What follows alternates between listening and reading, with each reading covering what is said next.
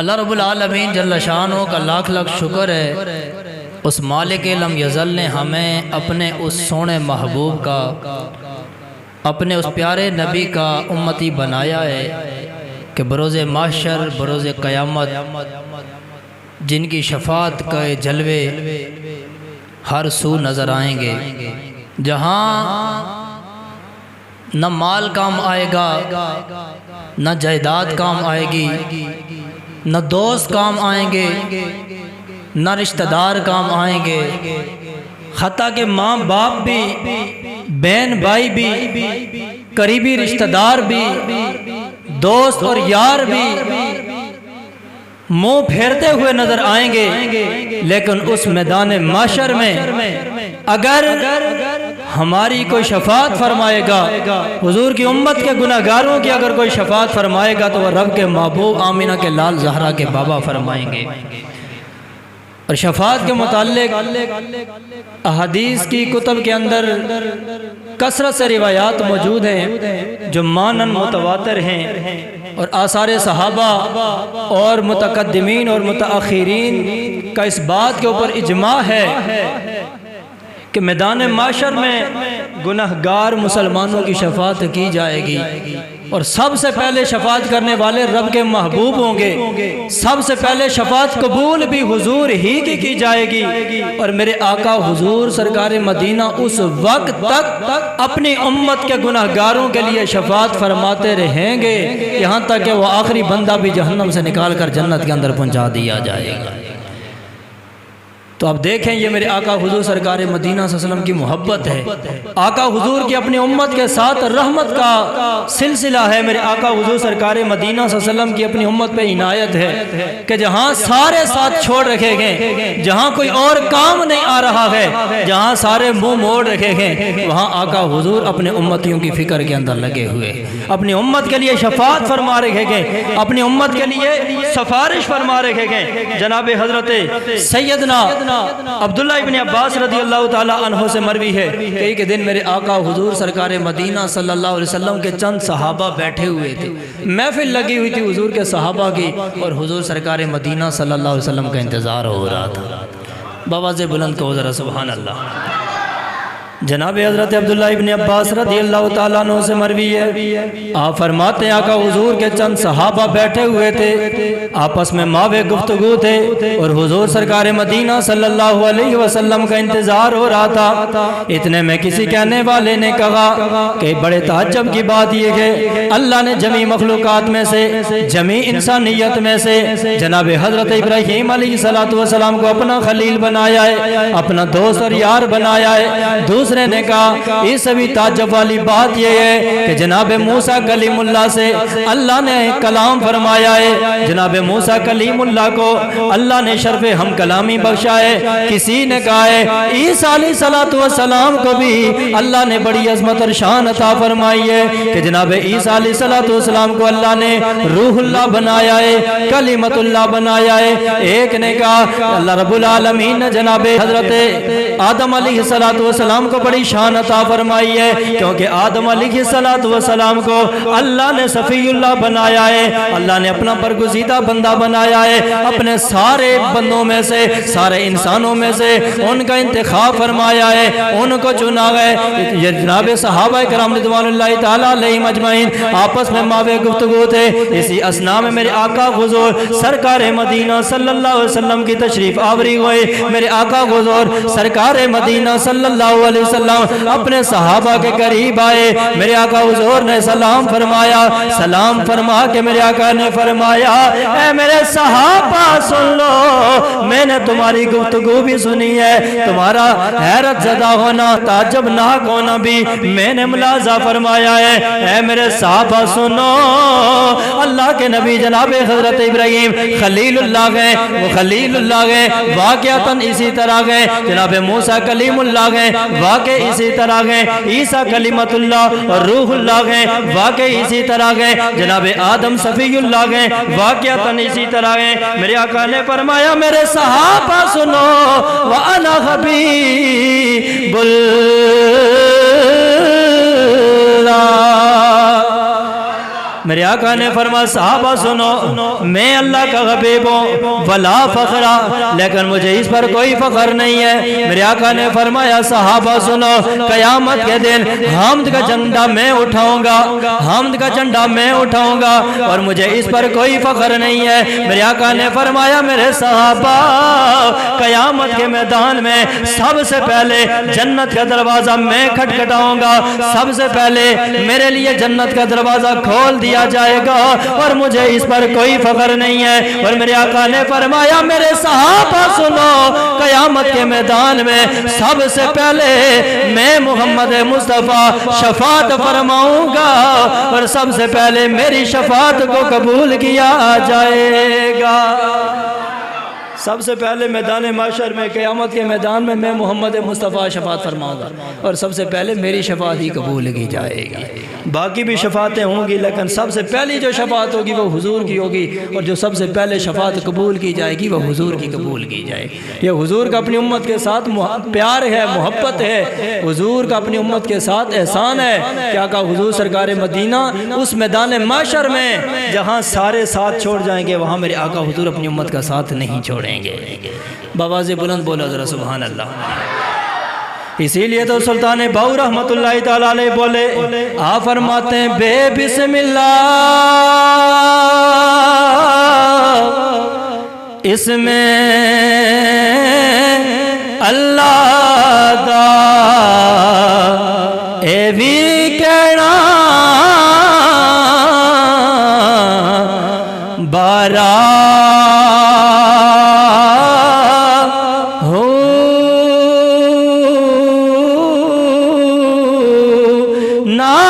شفاعت و سرور عالم چھٹ سی عالم سارا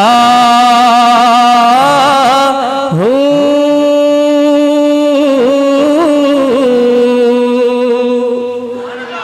نال شفاعت سرور عالم چھٹ سی عالم سارا ہو۔ قیامت کے میدان میں اگر ہماری نجات کا کوئی سامان ہوگا، نجات کا کوئی ذریعہ اور وسیلہ بنے گا تو وہ رب کے محبوب کی شفاعت ہوگی، وہ رب کے محبوب کی ذات والا صفات ہوگی کہ جن کی شفاعت سے گناہگاروں کی بخشش و نجات ہوگی اور رب کے قہر و غضب سے ان کی نجات ہوگی۔ اللہ اکبر۔ جناب حضرت انس رضی اللہ تعالیٰ عنہ سے مروی ہے، آپ آقا حضور سرکار مدینہ صلی اللہ علیہ وسلم کی بارگاہ میں عرض کرتے ہیں یا رسول اللہ، آپ قیامت کے میدان میں میری شفاعت فرمائیں۔ کون عرض کر رہا ہے؟ جناب حضرت انس بن مالک حضور کے صحابی ہیں، کئی حدیثوں کے راوی ہیں، حضور کی بارگاہ میں عرض کرتے ہیں یا رسول اللہ میدان محشر میں آپ میری بھی شفاعت فرمائیں۔ صحابہ کے پاس نمازیں بھی تھی، روزے بھی تھے، جہاد بھی تھے، باقی بھی ساری باتیں تھی۔ جو مرتبہ صحابیت تھا اس کا ثانی کوئی نہیں ہے، اس کی مثال نہیں ہے، اور اس مقام مرتبہ صحابیت کو کوئی غیر صحابی ساری زندگی عبادت کرتا رہے، جدوجہد کرتا رہے، اس مرتبہ صحابیت کو حاصل نہیں کر سکتا۔ لیکن مرتبہ صحابیت ہونے کے باوجود، عبادتیں ہونے کے باوجود، ریاستیں ہونے کے باوجود بھی صحابی رسول حضور کی بارگاہ میں عرض کرتے ہیں یا رسول اللہ میدان معاشر میں آپ میری بھی شفاعت فرمائیں۔ گویا صحابہ بھی جانتے ہیں کہ میدان معاشر میں اگر بخشش ہوگی، نجات ہوگی، بخشش کا سامان ہوگا تو شفاعت محمدی کے وسیلے سے ہوگا، شفاعت محمدی کے سبب سے ہوگا۔ تو اگر صحابہ حضور کی شفاعت کو اتنا قیمتی سمجھتے ہیں تو میں اور آپ اپنے اعمال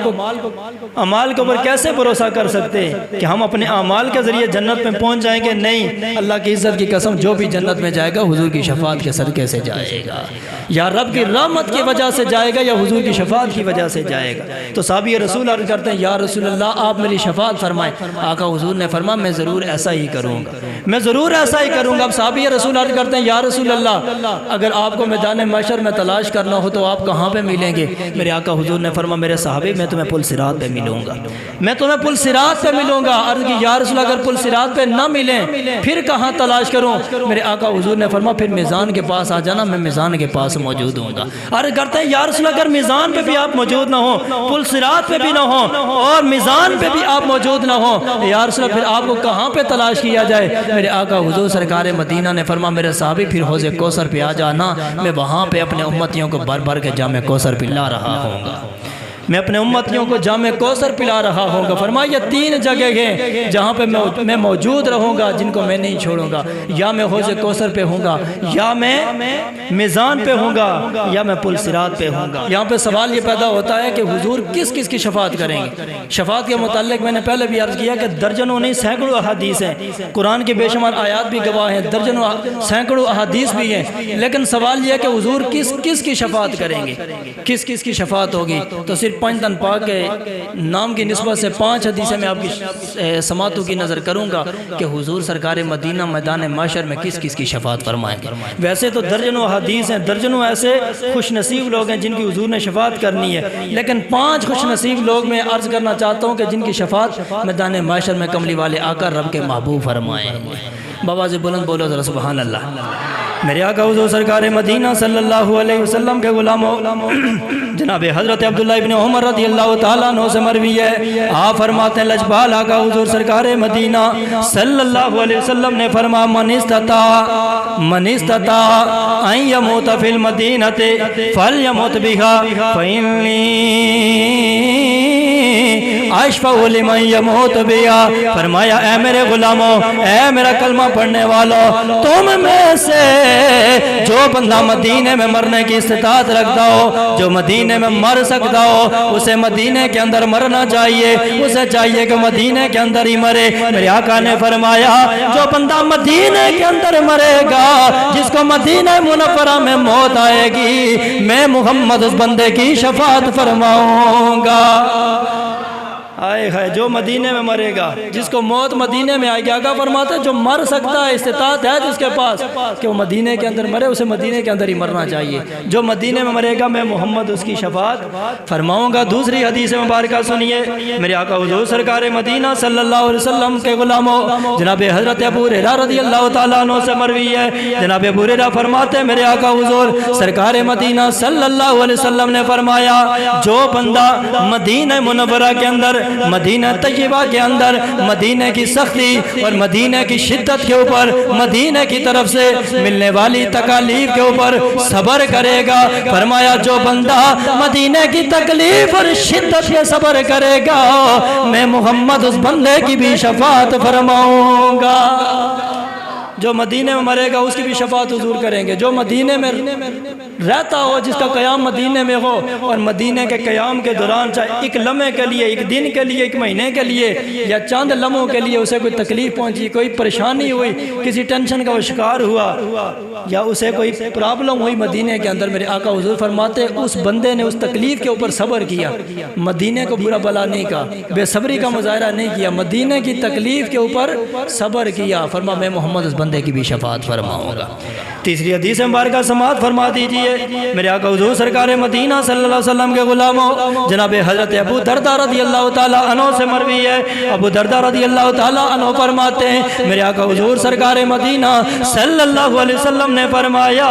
من صلی علیہ حین یصبح عشرا وحین یمسی عشرا ادرکت وہ شفاعتی یوم القیامہ۔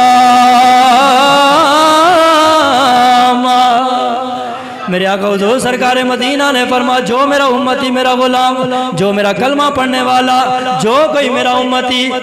صبح اٹھے تو صبح ہوتے ہی 10 مرتبہ مجھ مصطفیٰ کی ذات پہ درود و سلام بھیجے، اور جب شام ہو جائے شام کو بھی میرا امتی 10 بار مجھ مصطفیٰ کی ذات پہ درود و سلام بھیجے، صبح بھی 10 بار درود بھیجے، شام کو بھی 10 بار درود بھیجے۔ میرے آقا فرماتے ہیں میرے غلاموں جو بندہ صبح شام 10 بار مجھ مصطفیٰ کی ذات پہ درود بھیجے گا، اس بندے کو میری شفاعت نصیب ہو جائے گی۔ پہلی 2 باتیں تو شاید مشکل ہوں، چونکہ وہاں مدینے کے اندر ہر کوئی جا نہیں سکتا ہے، وہی جاتا ہے جس کو مدینے والے آقا کی طرف سے بلاوا ہوتا ہے۔ ہم بے شک لاکھ کوششیں کریں، اگر بلاوا نہیں ہے تو ہم نہیں جا سکتے، بے شک ہمارے پاس وقت بھی ہو، طاقت بھی ہو، ہمارے پاس دولت بھی ہو، جس کو بلاوا ہوگا وہی جائے گا۔ شاید ہو سکتا ہے اس شرط کے اوپر ہر کوئی پورا نہ اتر سکے، لیکن یہاں میرے آقا حضور سرکار مدینہ نے اپنی امت کے ہر غریب کو، ہر امیر کو، ہر چھوٹے کو، ہر بڑے کو، ہر جوان کو، ہر بزرگ کو شامل کر لیا ہے تاکہ کوئی بھی میرا امتی میری شفاعت سے محروم نہ رہے۔ میرے آقا نے فرمایا بڑا آسان نسخہ ہے، بڑا آسان وظیفہ ہے، صبح اٹھ کے بھی 10 بار حضور کی ذات پہ درود پڑھنا ہے، شام کو بھی 10 بار حضور کی ذات پہ درود پڑھنا ہے۔ فرما جو 20 مرتبہ درود پڑھے گا، 10 مرتبہ صبح اور 10 مرتبہ شام کو، فرما میں محمد مصطفیٰ اس کی شفاعت ضرور فرماؤں۔ اب دیکھیں کتنا آسان نسخہ ہے، کتنا آسان وظیفہ میرے آقا حضور نے بتا دیا حضور کی شفاعت حاصل کرنے کے لیے۔ تو اس لیے آقا حضور سرکار مدینہ کی ذات والا صفات پر ہمیں کثرت سے درود پاک پڑھنا چاہیے، کثرت سے درود پاک بھیجنا چاہیے۔ اور میرے آقا حضور فرماتے ہیں جو میرے ذات کے اوپر 1 مرتبہ درود پاک بھیجے گا، اللہ رب العالمین اس کے اوپر 10 رحمتیں نازل فرمائے گا، 10 رحمتیں نازل فرمائے گا۔ یہ تیسری حدیث اور چوتھی حدیث مبارکہ سماعت فرما دیجیے۔ جناب حضرت عبداللہ ابن عمر بن عاص رضی اللہ تعالیٰ عنہ سے مروی ہے، میرے آقا حضور سرکار مدینہ صلی اللہ علیہ وسلم نے فرمایا جب تم مؤذن کو سنو، یعنی مؤذن کی اذان سنو، تو میرے آقا حضور نے فرمایا جو مؤذن کہے تم بھی کہو۔ جب مؤذن کو سنو یعنی مؤذن کی اذان سنو، جو وہ کہے تم بھی کہو، پھر اس کے بعد مجھ مصطفیٰ کی ذات پہ درود و سلام بھیجو۔ میرے آقا حضور نے فرمایا اذان بھی سن لی، جواب بھی دے دیا، پھر مجھ مصطفیٰ کی ذات پہ درود بھیجو۔ درود بھیجنے کے بعد میرے آقا حضور فرماتے ہیں پھر میرے لیے اللہ رب العالمین کی بارگاہ سے وسیلہ طلب کرو، وسیلے کا سوال کرو، وسیلہ مانگو۔ میرے آقا فرماتے ہیں میرے غلاموں یہ وسیلہ جنت کے اندر ایک خاص مقام ہے جو اللہ کے بندوں میں سے ایک خاص بندے کو نصیب ہوگا۔ اور میرے آقا فرماتے ہیں مجھے یقین ہے میں ہی وہ بندہ ہوں گا جسے یہ مقام وسیلہ نصیب ہوگا۔ میرے آقا حضور سرکار مدینہ صلی اللہ علیہ وسلم نے فرمایا میرے غلاموں میرے لیے اذان سننے کے بعد، جواب دینے کے بعد، درود بھیجنے کے بعد وسیلہ مانگا کرو۔ فرما فمن سألنی الوسیلۃ حلت له الشفاعۃ۔ فمن سألنی جو میرے لیے سوال کرے گا، کس کا؟ الوسیلۃ وسیلے کا سوال کرے گا، حلت له الشفاعۃ اس کے لیے مجھ مصطفیٰ کی شفاعت لازم ہو جائے گی، شفاعت واجب ہو جائے گی۔ یہ جو ہم اذان کے بعد پڑھتے ہیں یہی دعائے وسیلہ ہے۔ اللہم رب هذه الدعوۃ التامہ، اے اللہ اس دعوت کاملہ اس کے نتیجے میں کھڑی ہونے والی نماز کے مالک، آت محمد الوسیلۃ والفضیلہ، تو محمد صلی اللہ علیہ وسلم کو وسیلہ اور فضیلت عطا فرما، والدرجۃ الرفیع اور ان کو بلند درجہ عطا فرما، وابعثہ مقاما محمودا الذی وعدتہ اور ان کو مقام محمود پر پہنچا جس کا تو نے وعدہ فرمایا ہے، وارزقنا شفاعتہ یوم القیامہ اور بروز قیامت ہمیں حضور کی شفاعت نصیب فرما، انک لا تخلف المیعاد بے شک تو اپنے وعدے کے خلاف نہیں کرتا۔ میرے آقا نے کیا فرمایا کہ جب مؤذن کو سنو، مؤذن کی اذان سنو تو جواب دینا ہے، جو وہ کہتا ہے تم بھی کہو، پھر مجھ مصطفیٰ کی ذات پہ درود و سلام بھی بھیجو، درود بھیجو، اس کے بعد میرے لیے وسیلے کی دعا مانگو، یعنی یہ جو دعا ہم اذان کے بعد مانگتے ہیں یہ دعا مانگو۔ میرے آقا فرماتے ہیں جو وسیلے کی دعا میرے لیے مانگے گا میری مجھ مصطفیٰ کی شفاعت اس کے اوپر واجب ہو جائے گی۔ اللہ اکبر۔ اور آخری حدیث مبارکہ سنو، میرے آقا حضور سرکار مدینہ صلی اللہ علیہ وسلم کے پیارے صحابی جناب حضرت عبداللہ ابن عباس رضی اللہ تعالیٰ عنہ سے مروی ہے، آپ فرماتے ہیں کہ میں نے آقا حضور سرکار مدینہ صلی اللہ علیہ وسلم کو فرماتے ہوئے سنا، میرے آقا حضور سرکار مدینہ نے فرمایا جس شخص کے 2 پیش رو ہوں گے،